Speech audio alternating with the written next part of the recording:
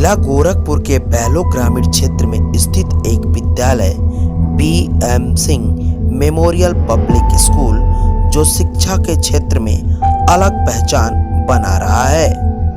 विचित्रमणि सिंह के स्मृति में इस विद्यालय की नींव सन 2011 में रखा गया।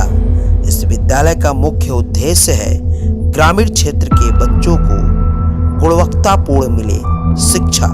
इसी उद्देश्य के साथ आज विद्यालय संचालित है BM. Singh memorial public school, जिसके प्रबंधक हैं संजय सिंह।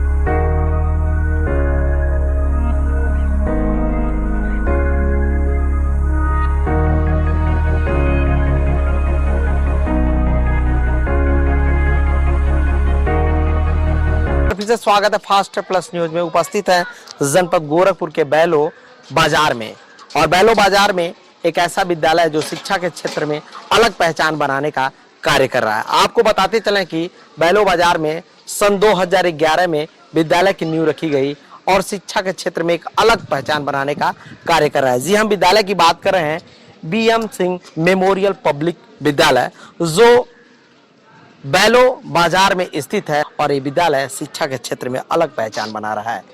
मिलेंगे, बात करेंगे यहाँ के प्रबंधक जी से, यहाँ के प्रिंसिपल साहब से, और जानने का प्रयास करेंगे विद्यालय के बारे में क्या बताना चाहते हैं।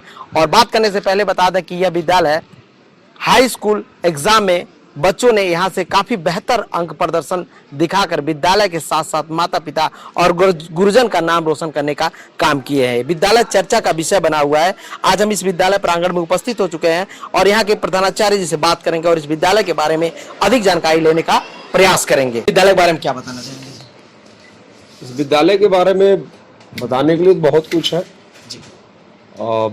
जहाँ तक बात है विद्यालय की, तो विद्यालय पिछले 2011 से सक्सेसफुली रन कर रहा है और इस क्षेत्र का एकमात्र विद्यालय है जो कम्प्लीटली इंग्लिश मीडियम से चलता है जी।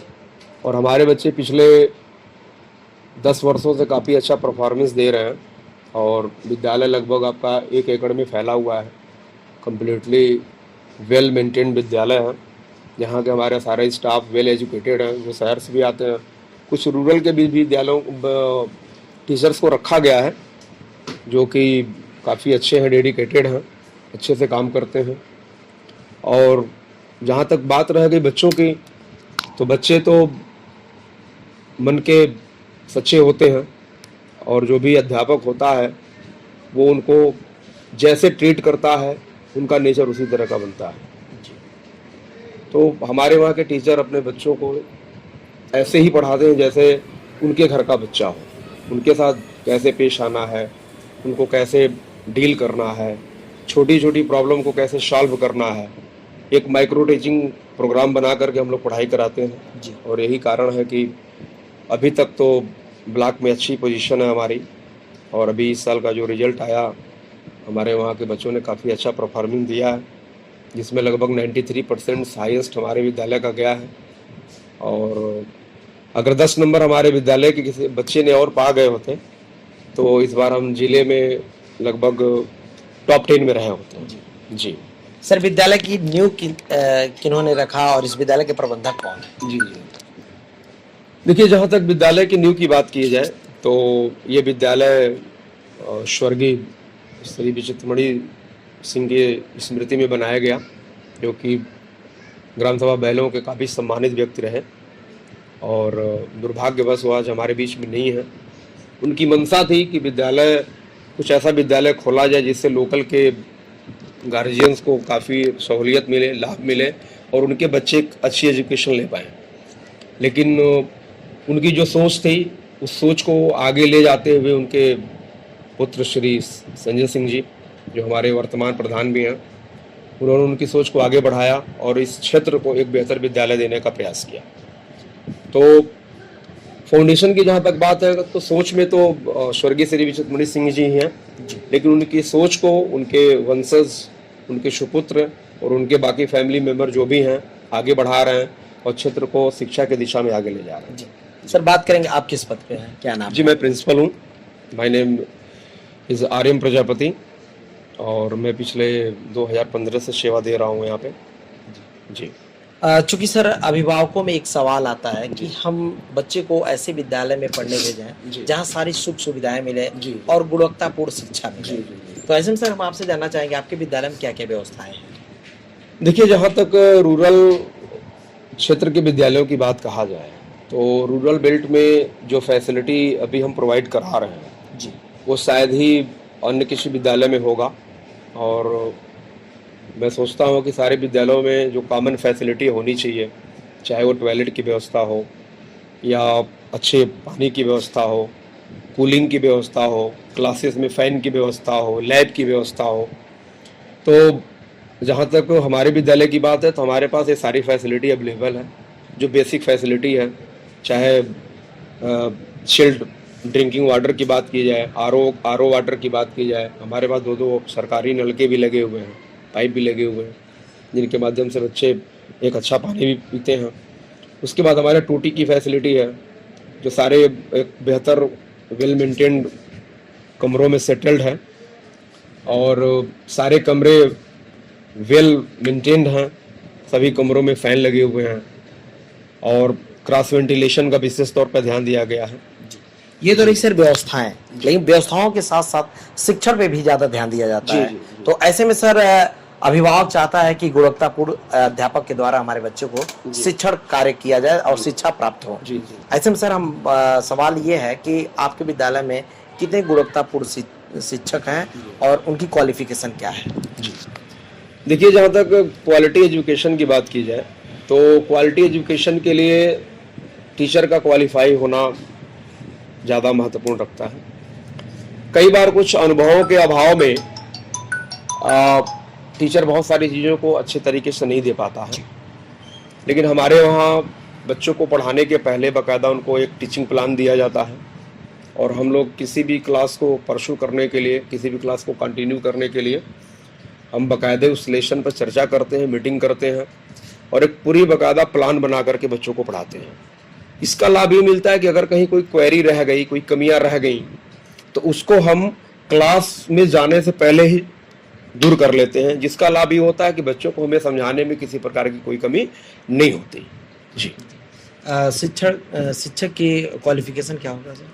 देखिए, जो सरकार की गाइडलाइन है कि आपके पास कम से कम एक डिग्री होनी चाहिए या डिप्लोमा होना चाहिए, जैसे आपका बीएड है, बीटीसी है, टेट है, सीटेट है, या एक मास्टर डिग्री आपके पास होनी चाहिए। तो मैं आपके चैनल के माध्यम से बताना चाहूँगा कि हमारे पास जो भी अध्यापक हैं, डेप्यूटी टीचर्स हैं, वो लगभग इस सारे नॉर्म्स को फुलफिल करते हैं।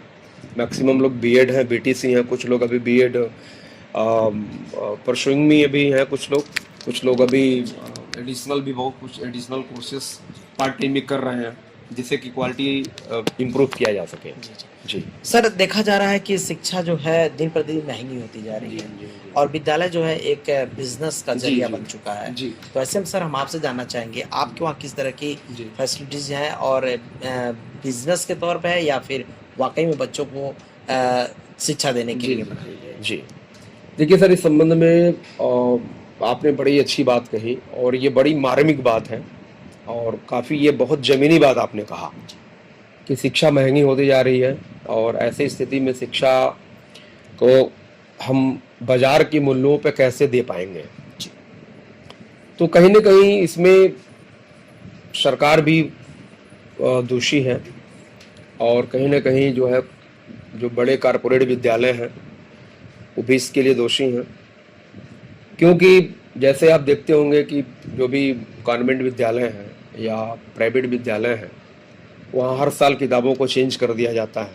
एक एडिशनल बोझ पेरेंट्स के ऊपर हर साल डाला जाता है, जो कि मैं इसके पक्ष में नहीं हूँ। चूँकि ये व्यवस्थाएं बदल नहीं पा रही हैं तो अब व्यवस्था है कि हमें उस व्यवस्था का सहारा लेके चलना पड़ रहा है। लेकिन कहीं ना कहीं अगर सरकार इस पर थोड़ा सा ध्यान दे और जो भी हमारे विद्यालय के प्रबंधक महोदय लोग हैं वो लोग ध्यान दें या बाकी जो कम्युनिटी के अच्छे लोग ध्यान दें कि इसको हम लोग कैसे सही कर सकते हैं। देखिए सर, जैसे हम लोग पढ़ते थे अपने समय में तो एक किताब से पूरा मोहल्ला पढ़ता था और आज समय आ गया कि एक किताब से एक ही बच्चा पढ़ता है और अभी अगले साल वो रद्दी के भाव चले जाते हैं। इसका नुकसान क्या है कि किताबों को हर साल नया प्रिंट देने के लिए पेड़ों को काटा जाना पर्यावरण को ज़्यादा नुकसान पहुंचाता है। इसके पैरेलल हर साल महंगी किताबें पेरेंट्स को खरीदनी पड़ रही हैं, जिसकी वजह से पेरेंट्स भी काफ़ी परेशान महसूस करते हैं। लेकिन जो कि एजुकेशन को इतना कमर्शलाइज कर दिया गया है जिसकी वजह से पेरेंट्स काफ़ी परेशान हैं। ऐसी स्थिति में मेरा ये सोच है कि इस पर सरकार को कुछ काम करना चाहिए और ऐसी किताबों का चयन करना चाहिए या ऐसी किताबों को मार्केट में लाना चाहिए जो कम से कम 1 साल 2 साल 3 साल कम से कम चलें, जिससे कुछ पेरेंट्स को उसका लाभ हो। जी सर, बात करेंगे दिव्यांग बच्चे और निर्धन परिवार के बच्चों के लिए विद्यालय परिवार की तरफ से क्या व्यवस्था है? जी देखिए, सरकार की व्यवस्था है कि आरटीई के अंतर्गत निर्धन और अलाभित परिवार के बच्चों को प्रवेश देने का व्यवस्था गवर्नमेंट ने ऑलरेडी कर रखा है, जिसमें हमारे वहाँ 25 सीटें अवेलेबल हैं और वो ये भी जो एडमिशन होते हैं आरटीई में वो प्री प्राइमरी में होते हैं या 1 में होते हैं। तो ऐसी स्थिति में ऐसे सभी अभिभावक जो अपने बच्चों को आरटीई के माध्यम से हमारे वहाँ उसके नॉर्म्स को फॉलो करते हुए एडमिशन के लिए लेकर आते हैं, हम उनको सहर्ष स्वीकार करते हैं, उनके बच्चों को एडमिशन देते हैं। और मैं आपको बताना चाहूँगा कि हमारे वहाँ पिछले 4 सालों से लगभग 8 बच्चे आरटीई के अंतर्गत पढ़ रहे हैं और इस साल के आरटीई में 3 लोगों का आवेदन अभी तक आया है जिनका प्रवेश प्रक्रिया चल रही है। सर, विद्यालय परिवार की तरफ से शिक्षा के क्षेत्र में अन्य अभिभावक बच्चों को क्या संदेश देना चाहेंगे? विद्यालय बंद होने वाले हैं और पुनः विद्यालय खुलेंगे, इसको लेकर क्या संदेश देना चाहेंगे? जी। मेरा आपके मन से एक ही बात कहने का मन करता है बार बार, और मैं भी अपने मन से बार बार कहते रहता हूँ कि छुट्टी विद्यालय की होती है, बच्चों की छुट्टी नहीं होती। और ये छुट्टी इसलिए की जाती है क्योंकि एक कंटिन्यू किसी काम को आप करते हैं तो वो प्रेशर सा फील होने लगता है, हम एक नया एनर्जेटिक फील नहीं कर पाते। तो सरकार एक गर्मी को ध्यान में रखती है पुरानी व्यवस्था जिसके अंतर्गत छुट्टी की जाती है। तो मेरा इस मन से एक ही बात कहना है कि पेरेंट्स जो ये छुट्टी का सीजन मिलता है उनको उस सीजन में कम से कम अपने बच्चों पर एक नज़र बनाए रखें और जो विद्यालय के द्वारा काम दिया जाता है, होमवर्क दिया जाता है प्रॉपरली पर डे का, उन कामों को जरूर बच्चों से कराएं। इसका लाभ ये रहता है कि कम से कम बच्चा एजुकेशन के टच में रहता है और टच में रहने की वजह से उसकी जो बेसिक चीज़ें होती हैं वो भूलती नहीं है। तो और दूसरी बात कि मैं अपने इस मन से ये कहना चाहूँगा पेरेंट्स से कि बच्चों को थोड़ा सा मोरल एजुकेशन के बारे में भी पेरेंट्स बताएं, क्योंकि हम लोग बच्चों को सारी चीज़ें बताते हैं लेकिन जैसे कहते हैं कि संस्कार तो घर से मिलते हैं। हम एजुकेट करने के लिए हैं, एजुकेट करते हैं, उनको सिलेबस पढ़ाते हैं, उनको टाइम टू टाइम बाकी चीज़ें भी बताते हैं कि गलत क्या है सही क्या है, लेकिन मोरल एजुकेशन के बारे में, नैतिक शिक्षा के बारे में या संस्कार के बारे में जो प्रभाव उनके परिवार का पड़ता है वो शायद प्रभाव विद्यालय का नहीं पड़ता। इसलिए मेरा आपके इस मन से कहने का उद्देश्य है कि पेरेंट्स जो भी हैं वो अपने बच्चों को मोरल एजुकेशन और एक नैतिक शिक्षा कह सकते हैं, जो संस्कारित शिक्षा कह सकते हैं, उस पर विशेष तौर पर फोकस करने की आवश्यकता है, चाहे लड़का हो चाहे लड़की हो। धन्यवाद सर, आपने हमारे चैनल को इतना समय दिया। तो अब समर छुट्टियां होने वाली हैं, यानी कि गर्मी की छुट्टियां होने वाली हैं, विद्यालय बंद होने वाले हैं।